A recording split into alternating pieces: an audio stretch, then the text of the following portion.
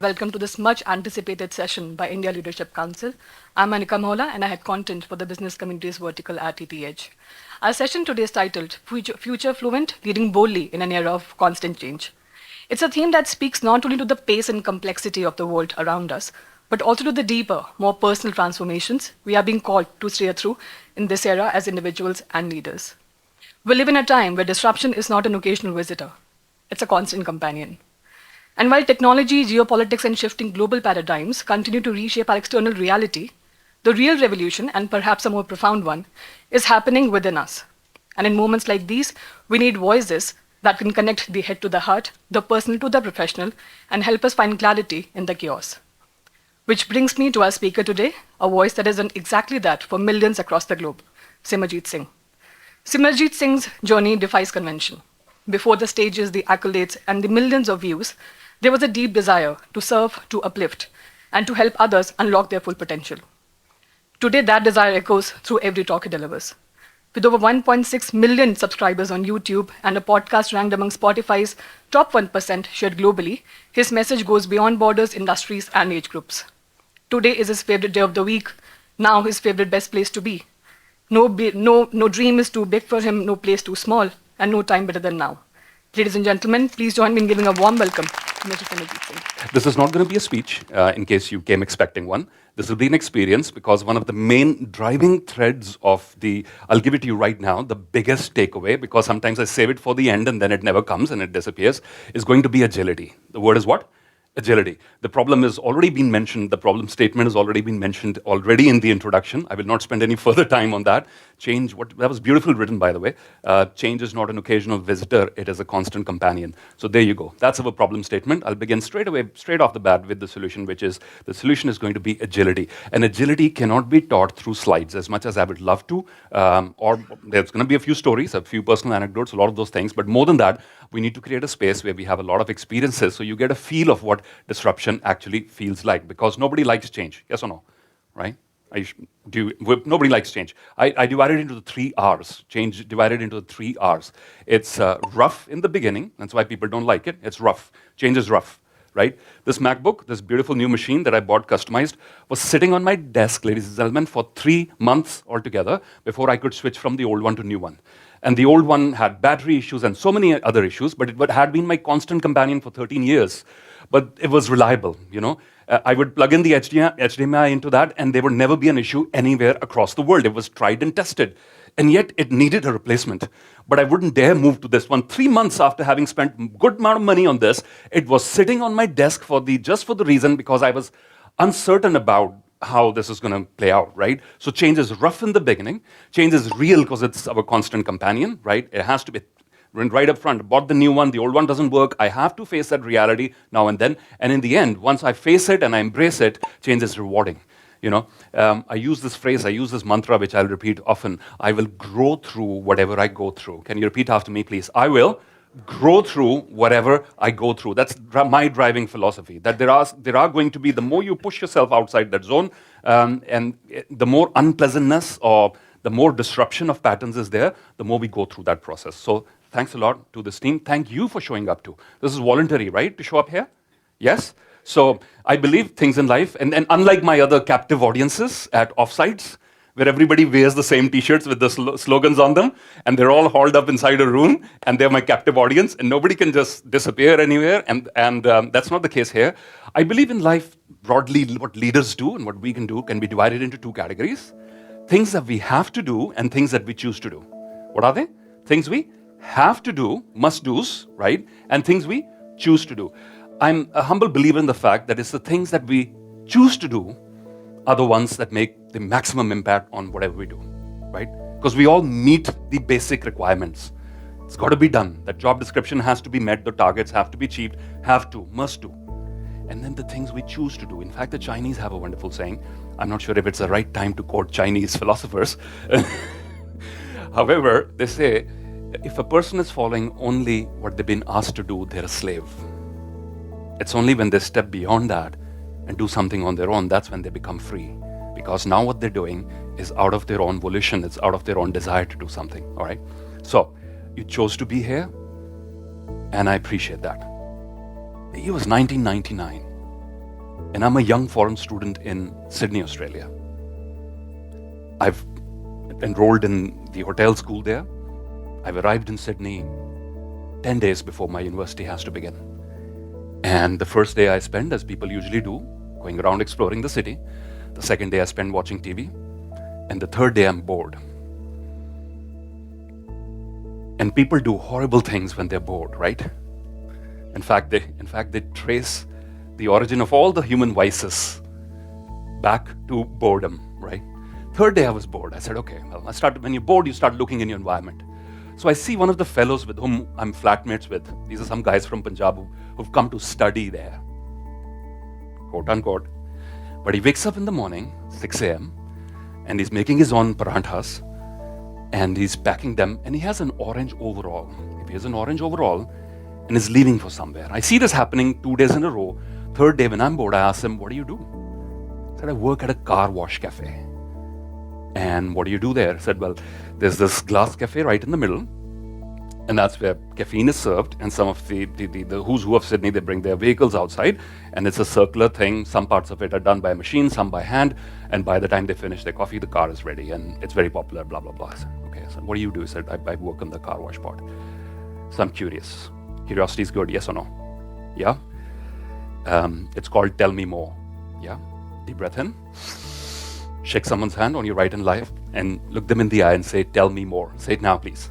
Let's do it. Shake someone's hand on your right and left, look them in the eye and say, tell me more. It's when we are in this phase, that's when maximum development is happening. So I'm saying to this guy, tell me more. He said, well, I go in the morning, I get paid $12 an hour, minus taxes, I get $10. I said, okay. By now, I'm getting a little curious, a little adventurous. I don't have to do this. पता करके आना उनको लोग चाहिए और just go find out, do they need more people? I said, okay. Next day, he comes back with another orange overall and a job offer. So you up for it? I said, yeah. I haven't ever washed my own car in my own home, ever. And I'm going to be traveling 1 hour, sitting on a bus to get to this car wash cafe to wash other people's cars, to make some money. Why am I doing this? I could easily pick up the phone and call back home and say, I need more money. I said, if he can do it, why can't I? If not you, then who? If not now, then when? So I said, okay, I'll do this. I signed up. Do you know what they do in the first day of your job there, or anywhere for that matter? They don't trust you with the expensive parts of the car. No, you get to do the wheels day one. So I'm like this, 8 hours, scrubbing wheels, and there's music going on, and this is my adventure. Nobody knows about it.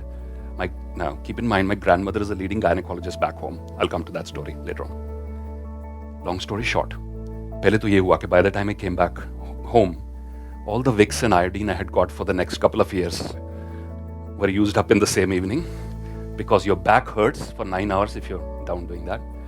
And secondly, at the end of that week, I had 800 Australian dollars in my hand, cash, because they would pay cash. And Australian money is like plastic money. It's really nice money. You hold it in a way.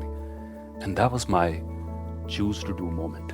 That was my choose to do moment. I didn't have to do it. I chose to do it. It's added to who I am today.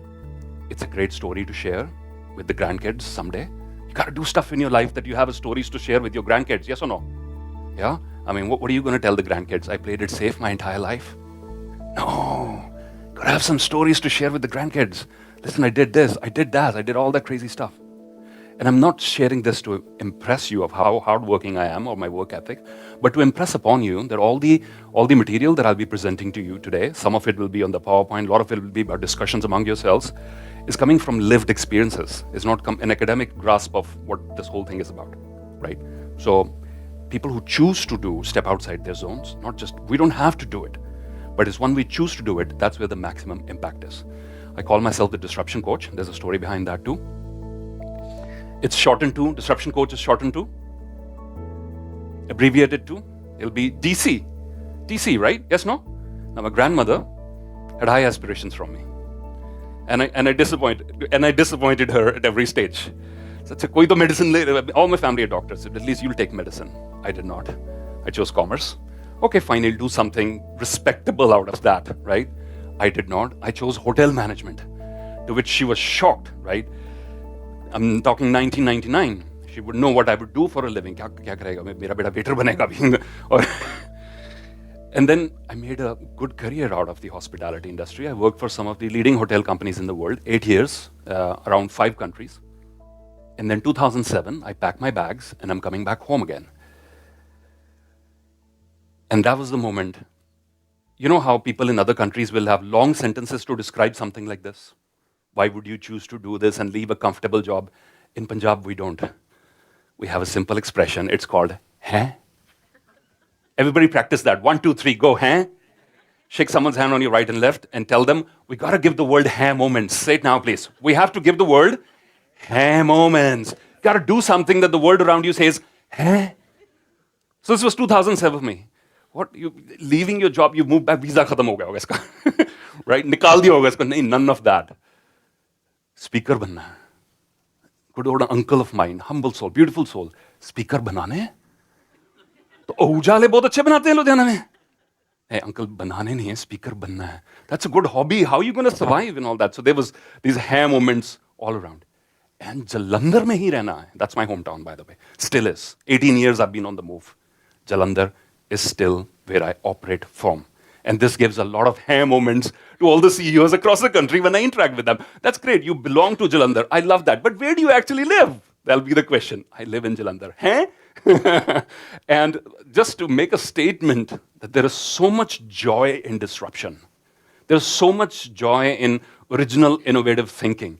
And maybe we can use some of those elements in these changing times to push ourselves and our teams forward. There is so much joy in proving a proven pattern wrong, a set pattern wrong.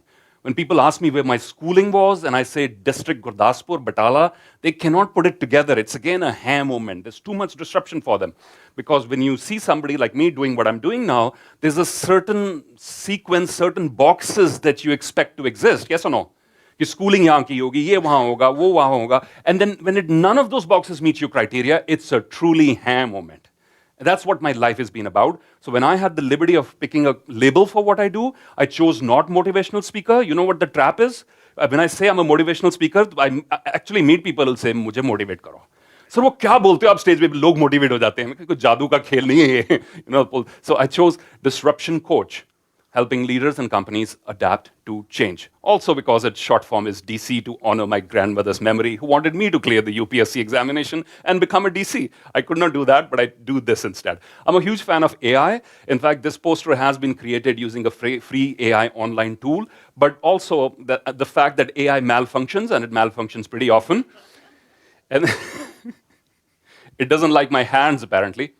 And huge fan of technology, and I've been using it through and through, but also a bigger fan of human brilliance.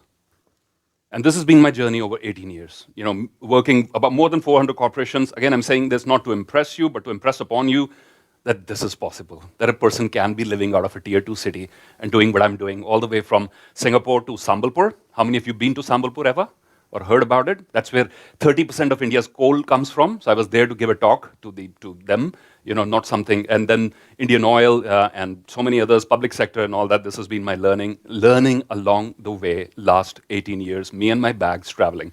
In fact, before the airline collapsed, that was we all know which one. And I had a platinum status with more than close to 1 million miles, and then it suddenly disappeared. And moral of the story: if you're saving up on a lot of loyalty points for anything, use them. Because I wanted to travel across the world with those points, and now I get to buy headphones instead, right? So that should not happen, just stay in the moment and make the very best out of it. So that's been my story. Our topic today is Future Fluent, leading boldly in an age of constant change. Before I jump into, I just wanted to set the context, tell you about a little bit my story. You'll keep hearing more of my stories along the as the narrative goes forward. But I also want to emphasize before we begin that I'm all the entertainment you have for this morning. So this is a learning session, and I do believe from my experience, learning sessions succeed when there are 3 things in place. How many? 3. Number 1, state of mind. Okay? Number 1 is state of mind. It's a very important prerequisite. Any learning session succeeds only when you're sitting with the right frame of mind to grasp something. Personal anecdote there. A huge mining company, when I just moved back from the UK 2007, invited me to give a talk. And it was a nice piece of business for us. They booked me for the entire week. and I had to speak to everybody, right from the miners to the CEO. They'll be sitting in this cinema thing that they had hired in Chhattisgarh. And then they dropped the bomb, which was, Hindi to bol hi lete honge aap.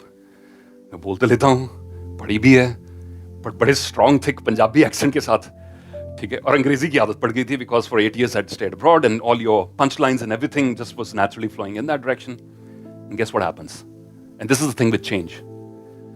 It's rough at the beginning. Then what's the next stage after that? It's real, signed up, yes, I'll do it, right? And it was rewarding in the end. So this was definitely rough in the beginning, because it's giving me a huge... And public speaking per se is a dangerous profession in itself. If you ask people their top fears, there was a survey in the United States asking people their top fears. Fear of public speaking was fear number 1. Fear of death was 2. Some people would rather die than go on stage and speak. And this was me thinking, 2 ghante or, Hindi mein bolna, Shuddha Hindi mein is the heartland. But when you embrace change, what happens? The same bookshop in my city that I've been going to for the last 20 years, same bookshop, nothing has changed. My readiness for learning has changed, yes or no? I walk into that bookshop, which is the first book that catches my eye, Hindi, Urdu ki Sher-o Shairi.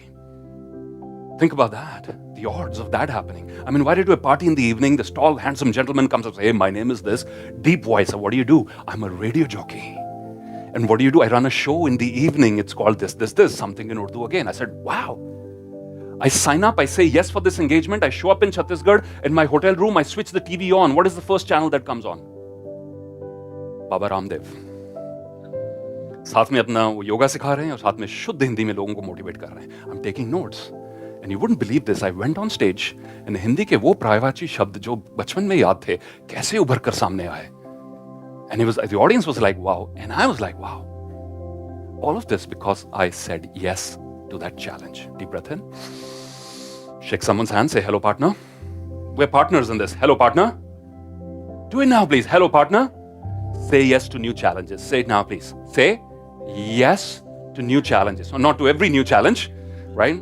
Discretion is advised. But in this case, since I said yes to this challenge, I found I could actually make a living out of my dream. Otherwise, it was a far-fetched idea, which was disjointed from reality, to work in the country and not being able to be fluent. And then, guess what? You mentioned the YouTube channel. Majority of the videos which have millions of views happen to be poetry reading in Hindi and Urdu. I will grow through whatever I go through. It was not something I had to do. People said to me, you're going to confuse your audience. Tu motivational speaker hai ki poetry reading karta? So no, let me try this anyway. And those were the videos that brought me to that level where people at the airport would say, आपका नाम तो नहीं पता पर आप YouTube videos डालते हैं ना वो जो वाले, आप वही हैं. And that was the thing. And so how many of you running any sort of pilot projects at the moment? Raise your hands, please, in your companies, in your personal lives, right? And this is the experimentation is the key. Let's take a chance on this. This is not us. It doesn't define us, but I'm going to try it anyway.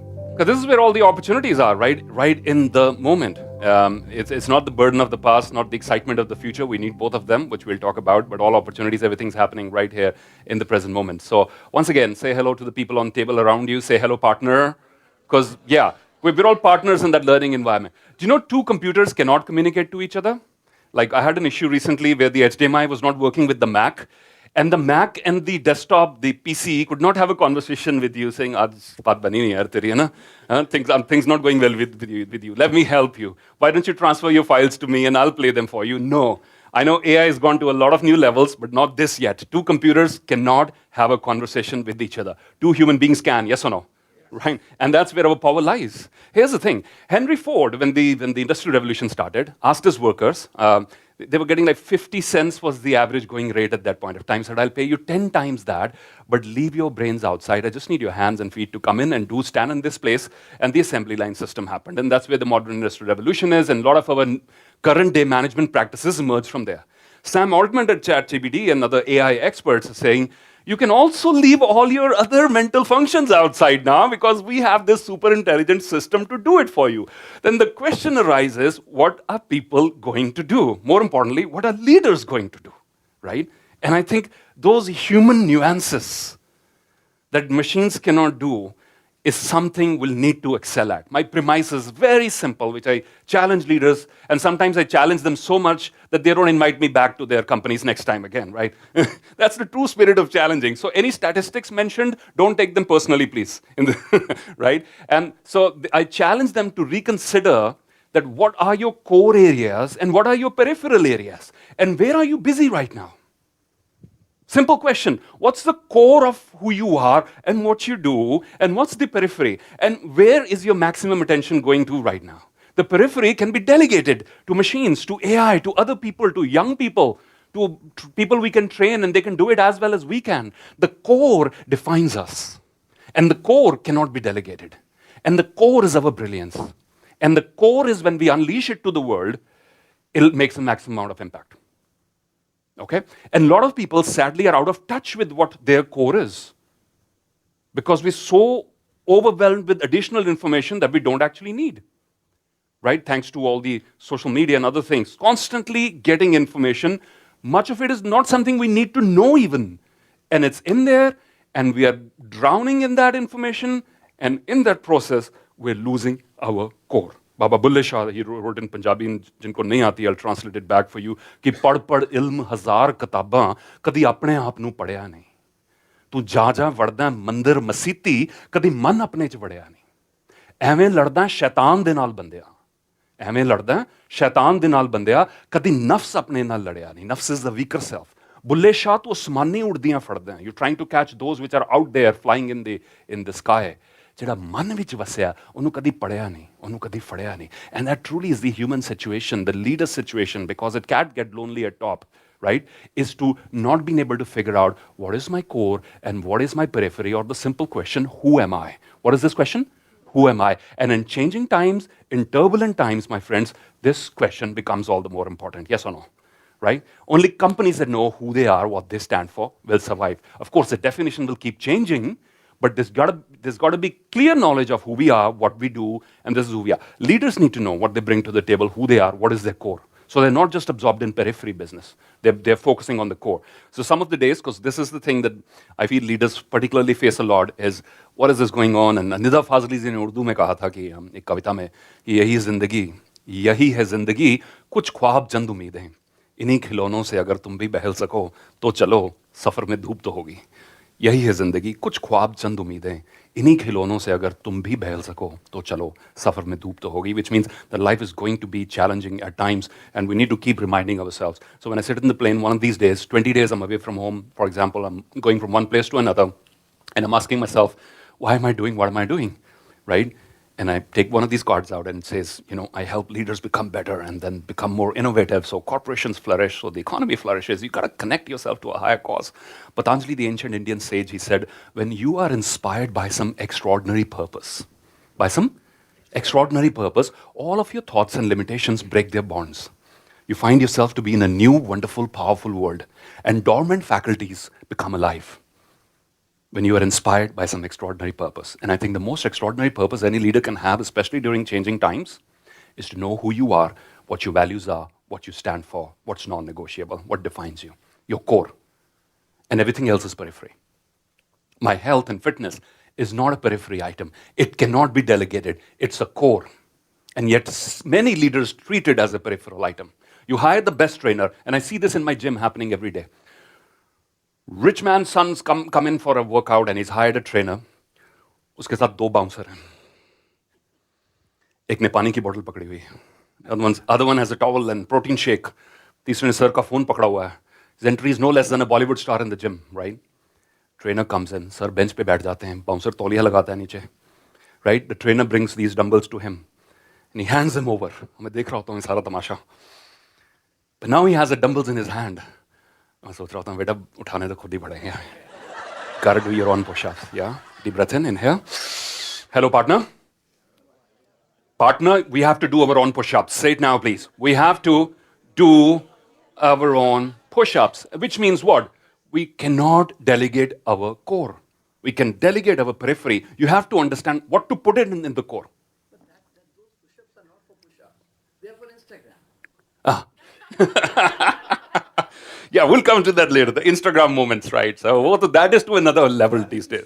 Another level these days. Another level these days. I read about this guy who went to see when there's a special kind of whale that comes out and it's a moment, and he sailed in Alaska to see that moment happen. And he was busy on his phone while the whale came up and went back again. It was in the news some time back. He was busy on his phone preparing maybe, I don't know, hashtags for the post. Oh, whale aake chali bhi gayi wapas. For the entire purpose. And this happens all the time. Anyway, so yeah, we got to do our own push-ups, which means we have to be in touch with our core. And you as leaders, we have to define, especially during changing times, who am I? That is the first premise of this entire leading boldly thing. And you must be wondering when this invitation was sent out to you, why? Why is there a need for something like this? Don't we all usually deal with change? And you're all very capable people, very accomplished people, and I respect the fact this is not a ज्ञान session by any way, क्योंकि बाहर तो board लगा हुआ था, कृपया यहाँ ज्ञान मत बांटिए, यहाँ सभी ज्ञानी हैं. This is not a Gyan session, this is a Dhyan session, right? And I'm not here to distribute that, but I do urge you that I'm going to give you some reasons why a conversation around change and agility is now more important than ever before. One of the reasons was Economist, this is the last issue, it was on the cover, The Age of Chaos. And yeah, we have a certain world leader who wakes up and is doing the whims and fancies, a lot of things change, and the rest of the world is just playing catch up. Ki karna kya, cope up kaise karna. So ask me why. Everybody ask me why. 1, 2, 3, let's go once again. And I say, why not? Even Superman has changed. Right? And he's finally figured out how to wear his uniform correctly. You have to give him credit for that, right?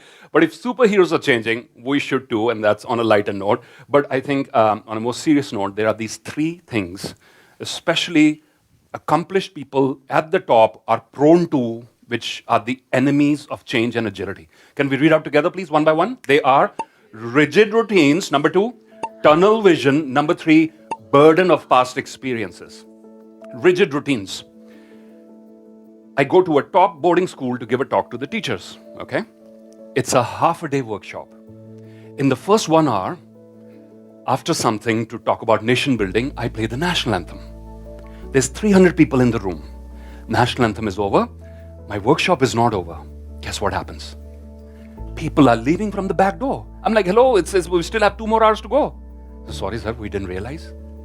Every morning in the assembly, after the national anthem plays, that means it's the end of the proceedings. And they started leaving. And these are brilliant people. Absolutely, inki intellectual ability, but there's no question mark at all. Yesterday, I checked into this hotel. I'm trying to log on into the Wi-Fi. Okay? It's saying credentials invalid. Now, I know I do forget room numbers at time because I'm checking in and out. A major incident was just recently. I gave me a wrong key. I mean, half of the blame is on the hotel. Check in. I'm like, mera room nahi lag raha. I heard a guy saying, hey, hello, who are you? I'm like, okay, run. But I don't do that often. But this time I was damn sure this is my room number, this is my last name, and I type in saying wrong credentials. IT guy comes in, okay? He spends the next 30 minutes calling his helpline, which is based somewhere nationally, who's telling him some very complicated procedure. 30 minutes में थक गया. जब थक गया मैंने पूछा बेटा तूने फ्रंट डेस्क कॉल किया? कहता नहीं. मैंने हेल्प डेस्क कॉल किया है क्योंकि मैं IT पर्सन हूँ, वो हमारा IT हेल्प डेस्क है. So I called somebody I knew at the front desk. I said, have you refreshed? It was already showing the name of, there was still the Wi-Fi. The computers, the property management system had logged in my name, but somehow this system was still logged in into the previous occupant's name. That is why it was not letting me in. I said, okay, I'll just hit refresh. He hit refresh, and now it's under my credentials, and what he was struggling with for 30 minutes is because of the linear vision, the tunnel vision that he had accomplished. And that is really a challenge with rigid routines. Tunnel vision is when, let's say there's 8 elevators in this hotel, and you're waiting, and you're in a hurry to catch one, and you stand too closely to one. What's the risk you're running? Not seeing the others, unless there's a sound alarm. And that's a real risk for leaders too. Being too closely deep into the operational challenges of what you're doing, that there is no time to step back and have a strategic overview. A what? A strategic overview of what's changing in the environment, of what macro level changes are happening, or what of sensing what is changing out there. And third one is burden of past experiences. While we should be proud of what we've achieved and how far we've come, but it can also, the flip side of it is, it can become a burden. When you stop questioning, and mindlessly repeating whatever you're supposed to do. Then you're caught in a trap, and then change comes and hits you like a ton of bricks. This is the danger level. This is fine. And that's what today is all about. In order to help us do this, this image that you see on the screen is after a Roman god called Janus. The month of January is named after Janus. And this is his image. Do you see something peculiar about this?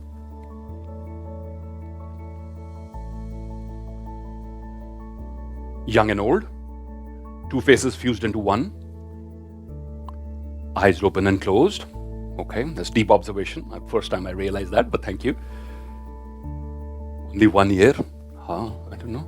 Okay, good. This is the beauty, joy of working with intelligent audiences such as yourself. Why not? Never noticed that. Good. Young and old, one looking towards the future, one looking towards the past. Okay? And this is what the month of January signifies for leaders. And I think we should be looking at this very often. To soak in who I am and what I've done, what I've accomplished, and be very proud of that, but also to have the humility of a beginner. So change management and embracing change as a leader, your number one go-to resource will be Japanese martial arts, where they practice a law. It's called the beginner's mind. What's it called? The beginner's mind, which means what? I'm an expert, but I also have the humility of a beginner. I will not let my expertise be a hurdle to my learning process. I will not let this experience weigh down and reduce my enthusiasm. Deep breath in. Say hello, partner. You got to be excited about the future. Say it now, please. You've got to be excited about the future, right? And yeah, because sometimes the past becomes so heavy that we lose excitement for the future. And you know what? People are logging onto our networks.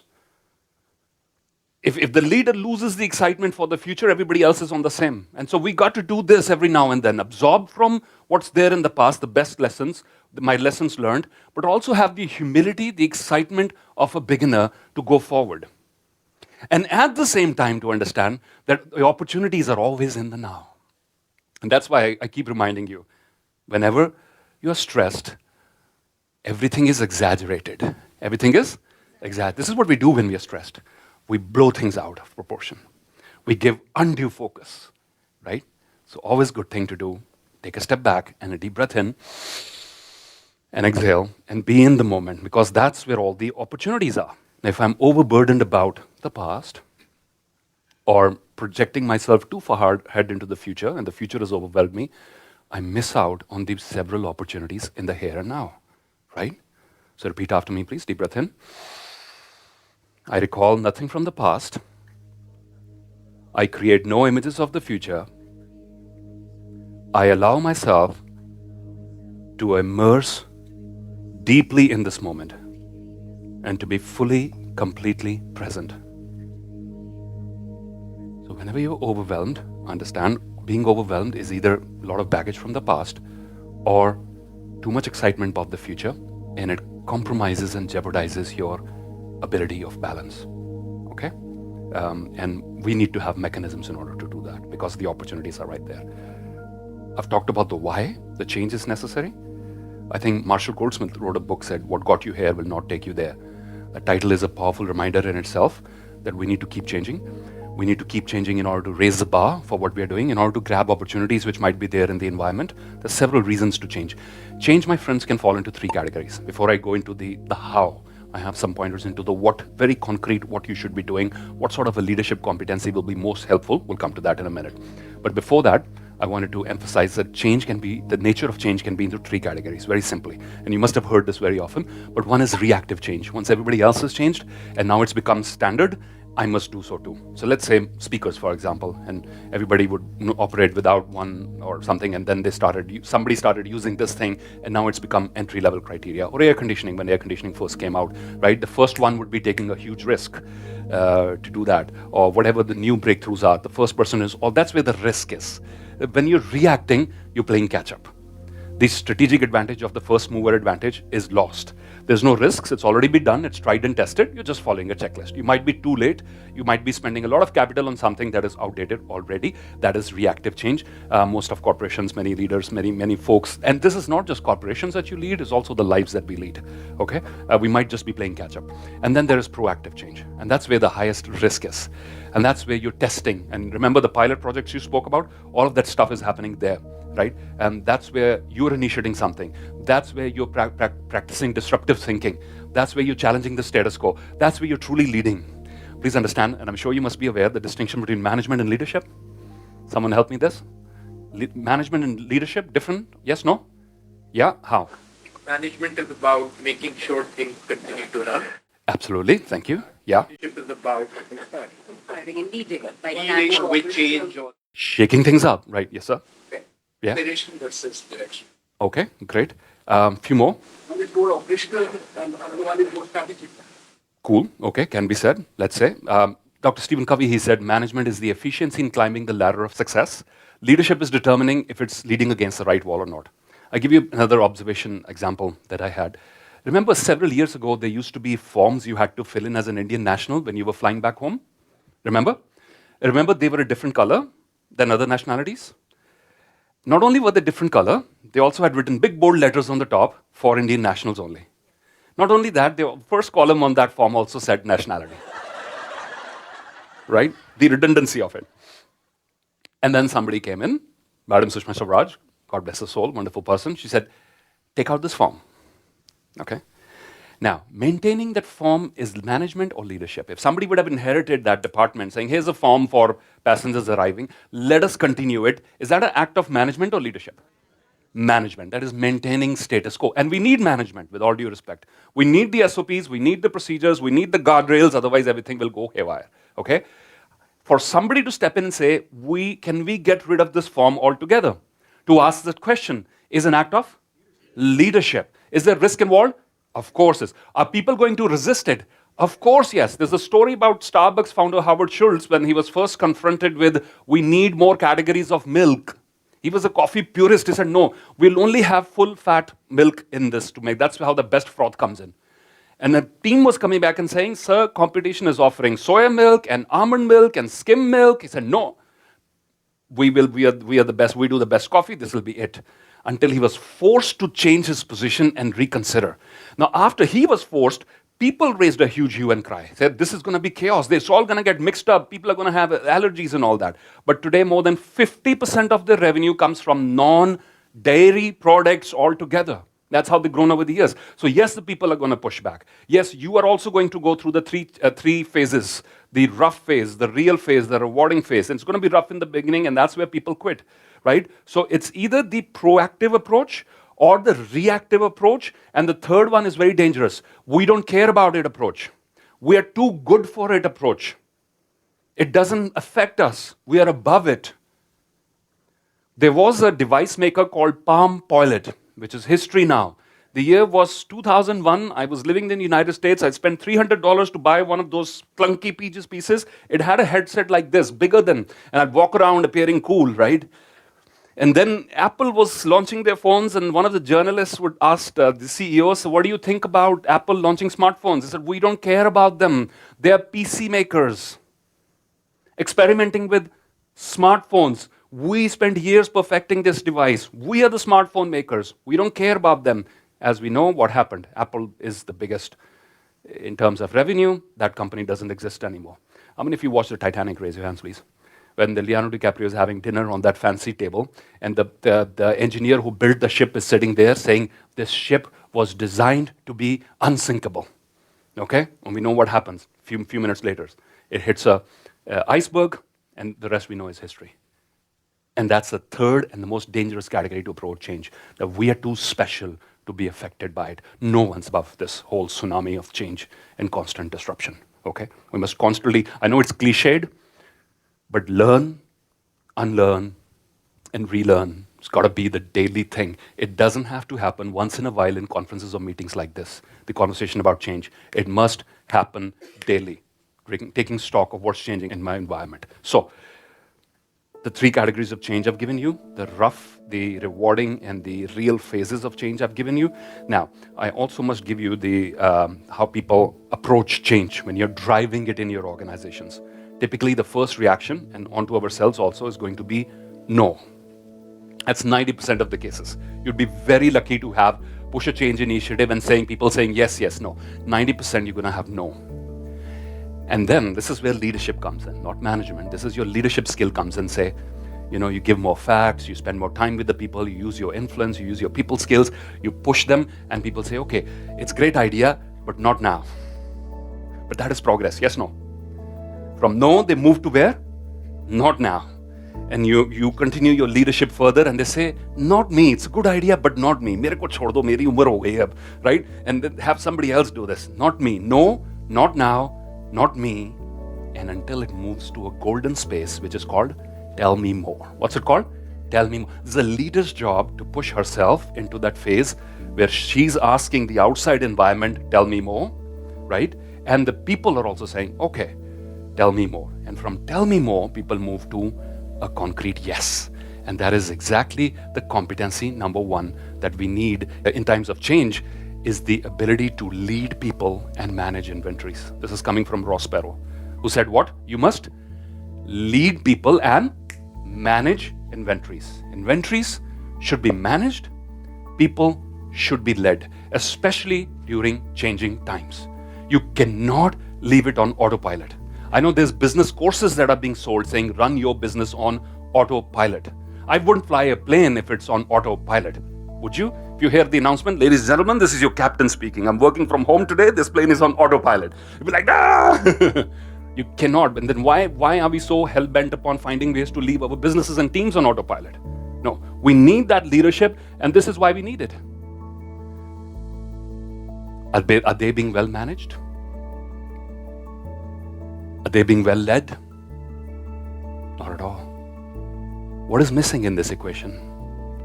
Somebody saying, hey, here's a staircase. Who wants to follow me? Or just not even ask the question, who wants to follow me? Some soul which just goes and just uses the stair, sets an example.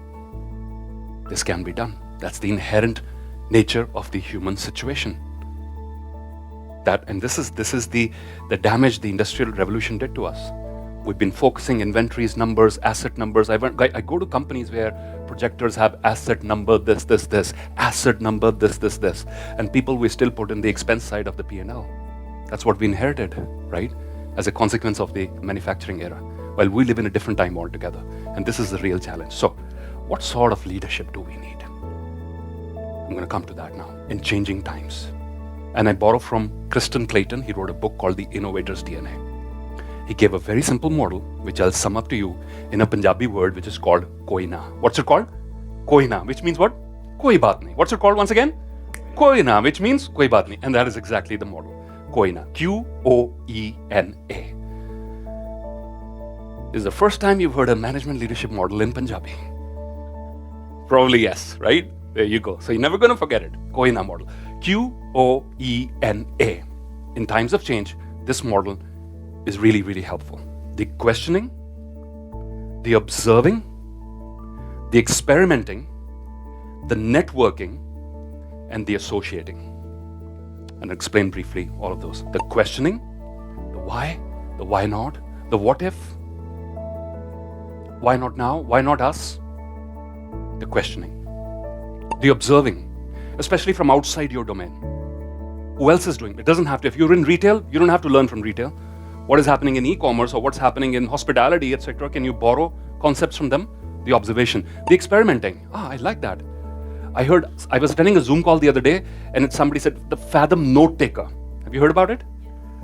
And an email arrived after the meeting was over. It was the best set of notes I've ever seen. I told my sister and I said, you're fired. So look, can you make notes as good as this one? It had action points and this and that. Ye Fathom note taker kya hai? Let me just go. I logged in and I said, make an account right now. I use it right from the first meeting. That's the spirit of what? Experimentation. Privacy concerns aside, but how quickly can you run a pilot with that? And the bigger you grow, the more dangerous it becomes. or the more you tend to be, the more safeguards you put into place, the more cautious you tend to be. But this is where the opportunity is. Some kid sitting in some garage around somewhere writing code or using AI to write new code and disrupt and launch new companies. That's the real threat out there. And why not large seasoned corporations also retain the spirit of experimentation? The networking outside your domains. Hang out with the dull and thou shalt become dull. And hang out with the weird and thou shalt become weird. So who are you hanging out with? You're with me today, yes! Do you know how I learned how to use this mic properly? And Anika, that was a beautiful introduction that you read out. But if you would just have the mic a little bit closer, it would have sounded a hell lot of different. You know why? You know where I learned this from? Not from another speaker, not from a book, but from a friend of mine who runs a music studio in Jalandhar. So you could have the best mics, but if the mic is not placed properly, look at this now, you see, right? And it wouldn't function because it's not picking up. Or if it's too close, you'll experience something called the throw, right? The breath is going to, and it's going to be uncomfortable for people. And this is what I learned, how to hold. And if you're using a handheld one, do we have a handheld one for a demo, please? Somewhere here. And I've seen wonderful speakers not hold the mic properly. By the end of it, they're tired, they sound weak, and the presence is not making an impact. And it's just half a feet so that it should just barely touch the chin. And that's what I learned from the end here. You observe the commentator. Yeah, Keep the right distance. that's right. In the cricket commentary as well, yeah. And some of them are radio mics and they really have to be kept like here. And so much so that you have to clean the insides with a wet tissue afterwards because it's really close.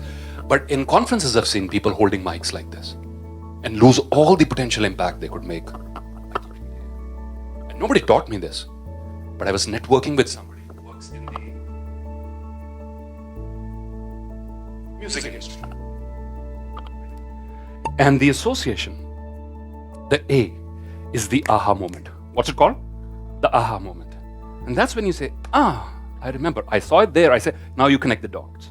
Now something new emerges altogether, which is uniquely yours because you exposed yourself to this particular model. To question, to observe, to experiment, to network and associate. Networking. I was at the India Today conclave in the Taj Chanakyapuri, not as a speaker. Why did I go?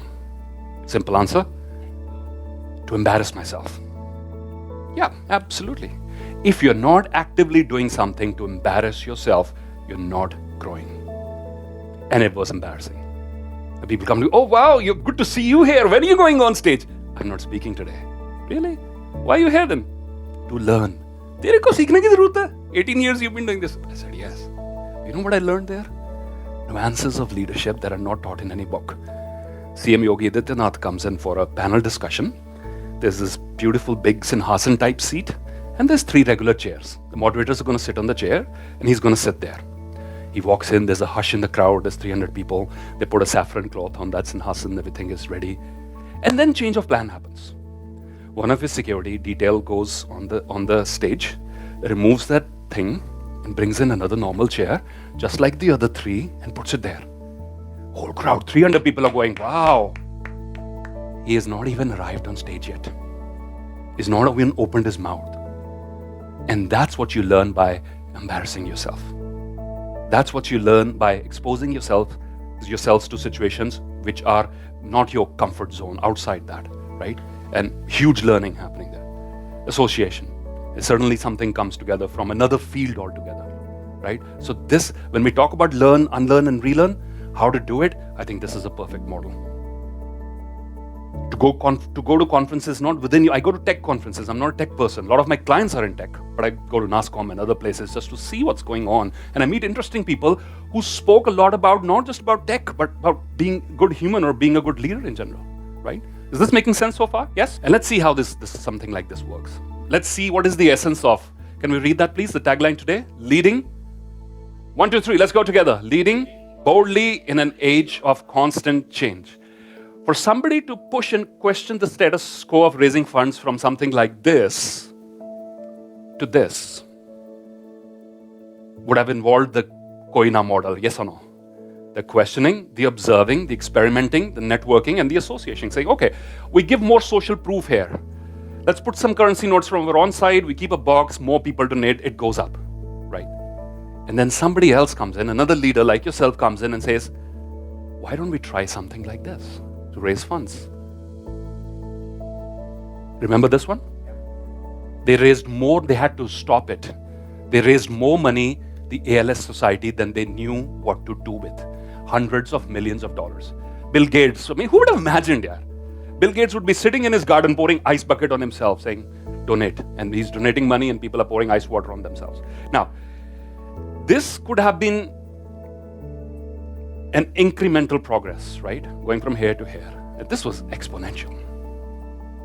And this requires all of the things that I mentioned about today. Taking a step back, right? Not the rigid routine.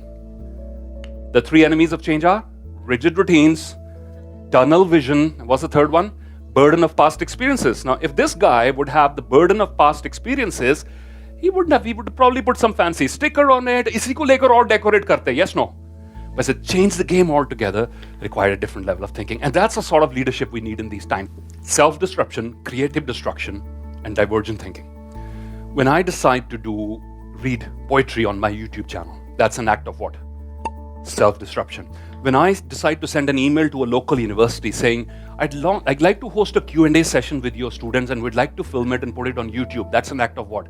Self-disruption. A lot of people telling me your corporate audiences are going to be confused. Do you work with students or do you work with business leaders, right? I said, I don't care. Let's find out. Let's push the boundaries.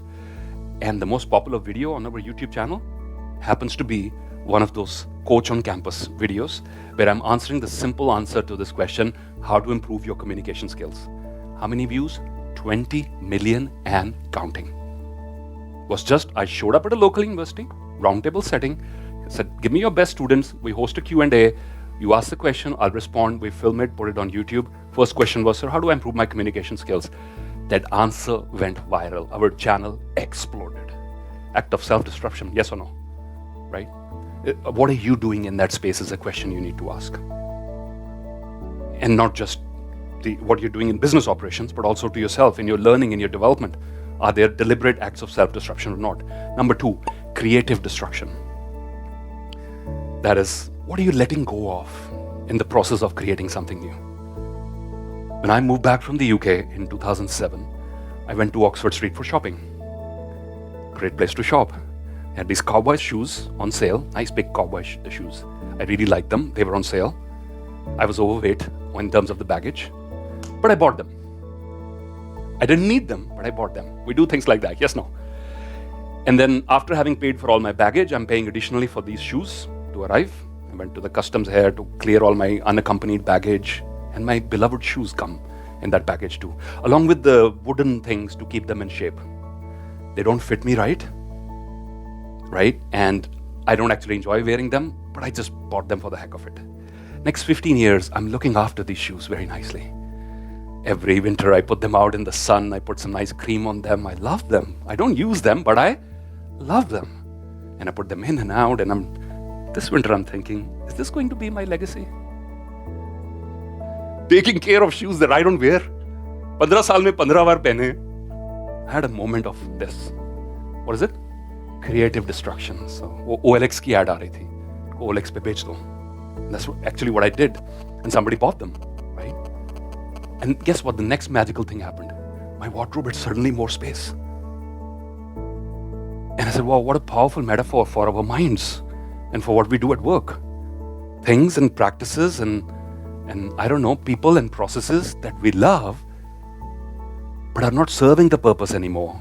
And I don't have that in me, the ruthlessness of saying bye-bye, and this is not required anymore, and that's required. And that's tough, but that's where growth is. And number 3 is divergent thinking. Have you heard about this concept before? Very powerful. Let me give you a demo. Imagine you don't have to imagine, but this is an empty plastic bottle, right? Now think of 10 uses apart from storing water. Very quickly. Let's go. 1, 2, 3. Okay. Decoration. Coin holder. A coin holder, okay. Decorations. Recycle. Spray. Spray. If there would be school kids here, the percentage of answers would be crazy right now. Make noises. Yeah, let's do that. 1, 2, 3, everybody. Instead of applauding, let's go with the border balls. Go. Okay, we could do that. What else? Candy, storing candies. What else? Plants. Stress buster. Okay, what? By hitting the person who's stressing you out? Could do. Point is, several other uses apart from this. Yes, and this is divergent thinking. And this is a super important competency in times of change, is for leaders to say, I know we have this, but how else can we use this in more creative ways? Right? How else? So the why, the why not, the what if, the whole spirit of experimentation is coming here to take your given resources, people, products, and everything, and think divergently, not just in a linear way. Are these things clear? Yeah. Before I share with you, I worked with this government PSU who went on to reinvent how they retail fuel from something like this to something like this. And that was driven in part by the chairperson. He's now the ex-chairperson, Mr. Vaidya. I had the pleasure of meeting him, spending some time with him. The vision at the top was very clear. We have to be more than just selling fuel retailers. We have to reinvent ourselves. And it was the small things that were making a huge impact. Small things, low-hanging fruit. They noticed, for example, that if you improve the lighting in the porch, a lot of female drivers suddenly feel more comfortable coming there. They prefer that gas station, that petrol station instead of the other one. They thought about releasing non-fuel revenue. Is now a huge percentage for some of the retailers is non-fuel revenue, cafes and other things. जो पहले था ही ना, and there was a lot of pushback from the people saying, "Sir, हमें fuel भरना है कि हमें chips बेचने हैं?" But that added to a lot after the initial resistance. Restrooms, he was very passionate himself personally that we will have the best restrooms on the highway, and people fill up or not, but we will offer them this facility. And it started changing the entire dynamic. It started changing how people started looking at themselves. Their next generations did not want to be a part of this business. कौन बैठेगा सारा दिन cash के गल्ले के ऊपर? But after this place was reinvented, young people wanted to join the business because they also had this flashy cafe and they could Instagram that moment and tell their friends, my dad doesn't just have a petrol station, we also do this, because this was becoming a big issue for them. That the next gen would not want to be a part of the business. They were going into other trades, and this was a huge business. They noticed simple things like, if the owner of the fuel station would spend more time in the porch, the customer satisfaction score suddenly went up, right? And that's, the Japanese have a term for it. They have a term for everything, yes or no? It's called Gemba leadership. You must have heard about it. Gemba is go and see. What's it called? Go and see. The Japanese believe there is no substitute for Gemba, especially in changing times, which is you might want to hear about it from the other person, you might want to take a visual shot, but there is nothing that replaces go and see. So they practice that. Oh, already on the next slide. And then this one we already know, right? This reinvention, this self-disruption. 18 years ago was launched as an all-economy airline. Yes, no. Even on the ramps they had it, something written, everybody's are the same or something, some catchy line they had it. They were very clear until they discovered we're losing a lot of money to competition because we don't offer business class. And they're reconsidering that, reconfiguring that. Of course, a lot of pushback is going to come from operationally, statistically, everything is. But since an opportunity is out there, why not grab it? And this is the essence of in the changing times. Questioning, observing, experimenting, networking, to associating. Is there a middle path we can take? We'll not serve hot food at the moment, but at least we'll have spacious seats. At least we'll not charge 40K for a domestic ticket. We'll charge 20K. Let's see what happens. We'll run it. We'll run a pilot on a few sectors first, see what happens. That entire spirit is the spirit of change. I wanted to close with a personal story. This is a shot taken in March 2020. Ramoji Film City, Hyderabad. I have an audience of 3,000 plus. Top dealers in the country gathered there. I deliver a good talk and we had a good time, and I leave the stage, I board the airplane, and my phone's ringing and my friend's calling and he's saying, groceries kharid ke rakh le. What's happening? Lockdowns. So what is that? I grew up in District Gurdaspur in Punjab, and I know curfews. I've lived through that. I said, lockdown? What? Due to what? There's a virus. It's cold related. Suddenly the guy next to me, I'm like, okay, dur. I said, but virus is going to lock down. I said, no, just listen to me. I'm just coming back from the Deputy Commissioner's office. 3 days, lockdowns will be there. So, okay. Come back home. Groceries to arrange ho gayi. Not an issue. Lockdown's been announced.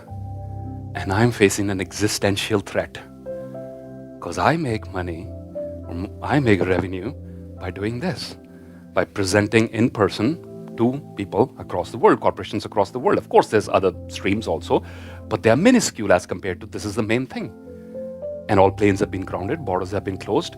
Air, my favorite airline, which I was very proudly a platinum member of, suddenly shut down also. What to do? Human beings have a very sense of ingenuity to find a way forward. Whenever we are faced with a roadblock, we have the ability to step forward and find a way, especially if it's an existential threat. The question is if we bring that sort of energy to our workplace or not. When we are pushed, that's a different story. But do we proactively do it or not? We were pushed here, and guess what happened? This was the outcome of it. In Jalandhar, in the next 1 month, we were able to create a customized virtual keynote studio with not just putting things. We started with the laptop's front webcam. We went all the way to a DSLR. We started with me having my notes on the slide, went all the way to a teleprompter. We started with a basic mic, went all the way to the high-end ones. We started with no lighting or those small ring lights, all the way to professional lighting, professional acoustics and everything. Multiple internet connections and Ethernet cables and so on. We'd switch on the camera and people would ask, where are you? Where are you located? Is that in Singapore or San Francisco? And I'd proudly say, Jalandhar. And that'll be another hair moment. All right? And this is what happened. We did more work during COVID thanks to these virtual keynotes. Within 1 week, our team worked on ranking, because a lot of our queries come through Google search, to have this term rank on Google, virtual keynote speaker. Within a week, we were ranking, and we were doing more work than we were doing before because no visas, no airfare, no so many other things involved. And also, as a consequence of that, we launched a podcast, and we hosted some of the world's leading thought leaders. You'll be happy to know, just last week, it was ranked among the top 5 in their genre in this country, and among Spotify as well. And the mantra that I shared with you in the beginning, I will grow through whatever I go through. If that spirit is intact, there is nothing that can stop you to go to the next level. I love this quote by Nietzsche, who said, let's read it together, it's very powerful. The snake which cannot cast its skin has to die. And so as well, the mind which is prevented from changing their opinions cease to be mind. I think it's a leader's privilege to be able to change our mind frequently. Be agile or be fragile. We have this stretching band in the office. We use it for stretching breaks every now and then. I got it some for my team members also. They don't use it as much. I use it a lot. It's fun and it's good exercise. There's a difference between my stretching band and theirs. Do you know what? If I would use theirs now, after 1 year, it has become brittle, it'll break. And that really is the message I'm trying to get across. They did not use it.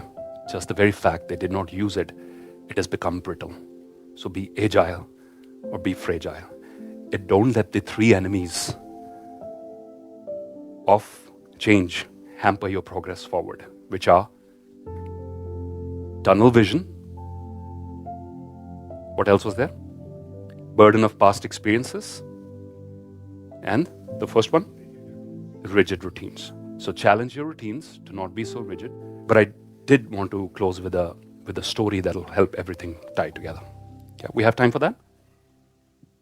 Are you interested in a story? Or? All right, so deep breath in here.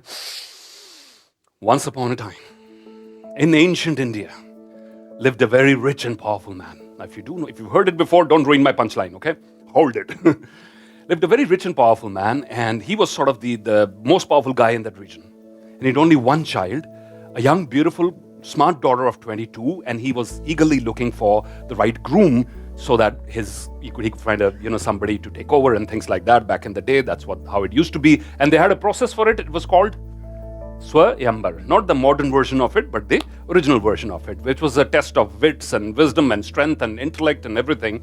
And that's how daughters of royalty used to get married back then.